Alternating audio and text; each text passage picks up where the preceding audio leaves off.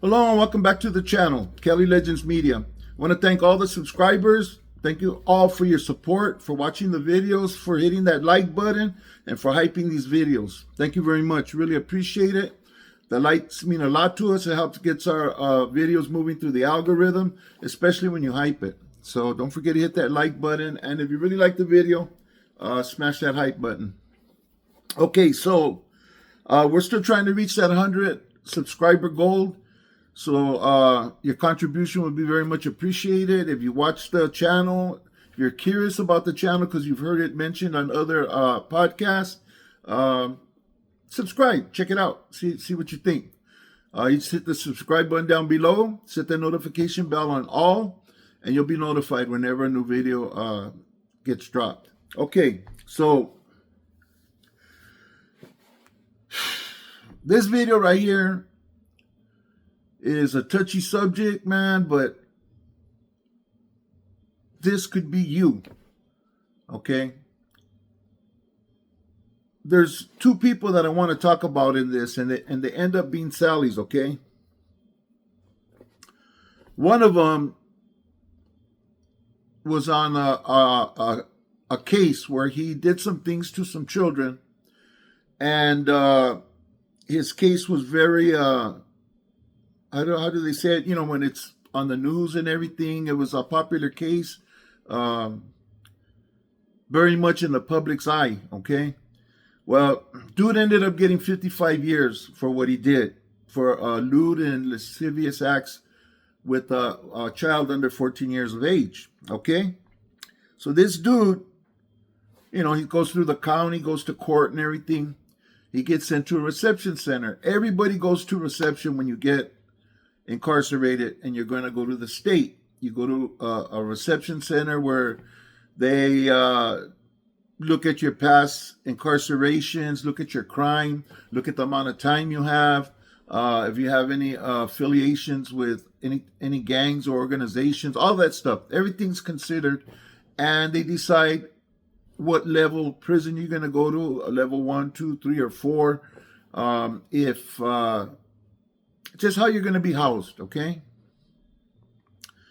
So he gets celled up with a 19-year-old. This 19-year-old has 6 years, okay, for robbing a connection.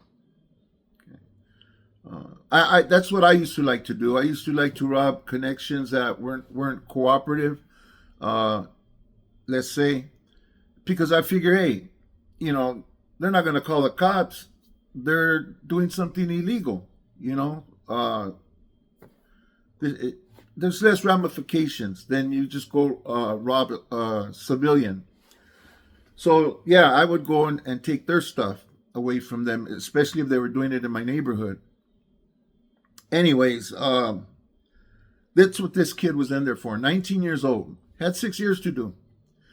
But what happens is when you get incarcerated and they put one of these guys who have committed those types of crimes in with you, it's your responsibility to take flight on that fool and try to take his win, okay? You know, usually first thing you do is you ask for the guy's paperwork. You see what his charges are. You look for any charges that involve SAs, okay? Those type of assaults, they're not going to be allowed to step in at any yard, even in a reception center. So this 19-year-old handled business. That dude that had those charges wasn't even 5 days into his sentence in the state. Not even 5 days did he make it.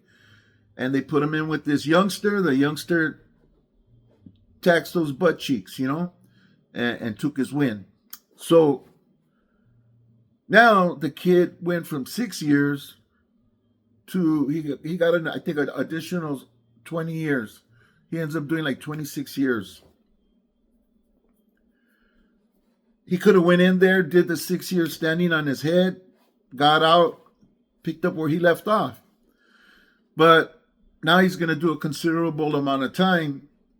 He's going to go to a higher level yard because he had an incident in the cell and he attacked another inmate all these things count against you. So he's going to go to if he wasn't going to a level 4, he's going to level 4 now. With that kind of time and with that type of activity, definitely going to go to a level 4. The chances of him getting caught up on a level 4 are higher than any other yard. You know, those are highly functioning yards. They're very active. So now he goes in there with all those years, and he has to try to make it through those years without picking up more time, maybe ending up in there for the rest of his life. So this is just a quick video to bring out one important point. You know, you might only go in there with 3 years. You know, you might just go in there to do a violation or something. I don't know. Maybe say they give you a year. Go in there and pick up life. You might think, what are the chances? Yeah, it happens. It happens to people. It's reality, and it could happen to any one of us. You know, so that's one of the dangers of getting incarcerated and going to prison or going to jail. You know, you get put into situations you might not necessarily be looking for some type of beef, but the COs go and stick someone like that in your cell. You know, if you don't do anything, it's going to fall back on you. You know, it's going to look bad. You're going to be questioned. Well, how come you didn't take care of this guy? You know, and really, there's no excuse for not doing it. If you're a new booty, you haven't really done no time or anything, and if these guys think, well, he probably doesn't really know, he hasn't been laced up yet, you'll probably get a pass, you know, maybe a little chequeada or something, and some schooling. You'll go somewhere where you're going to get some schooling, you know, probably go to the Hope or do a shoot program where you're going to get educated on how to conduct yourself while in prison so you don't get in trouble like that again. But most people know, and if they don't know, they'll be told, hey, man, that dude did this to these kids, man.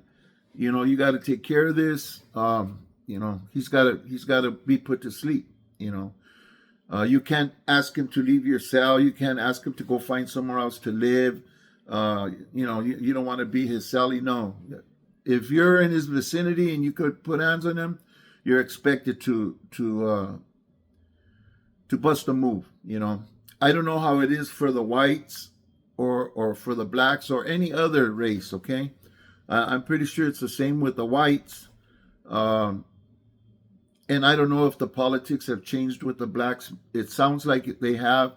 And if they have, then, you know, it applies to them also. Regardless, you know, even if it doesn't have to be a scenario like the one I just gave. It could be another situation where doesn't matter what race you are, you're put in a situation, you're not necessarily looking for something to get mixed up in, but you get put in those situations where you either handle your business or you become a target.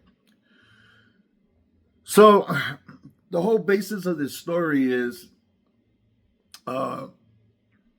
if you get incarcerated, God forbid, get with somebody who knows what's up, especially if you're in reception and you know, there's somebody there that you could tell knows how to move and he's got some clecha. Try to get what you can off of him. And if whatever he gives you, take the meat, leave the bone.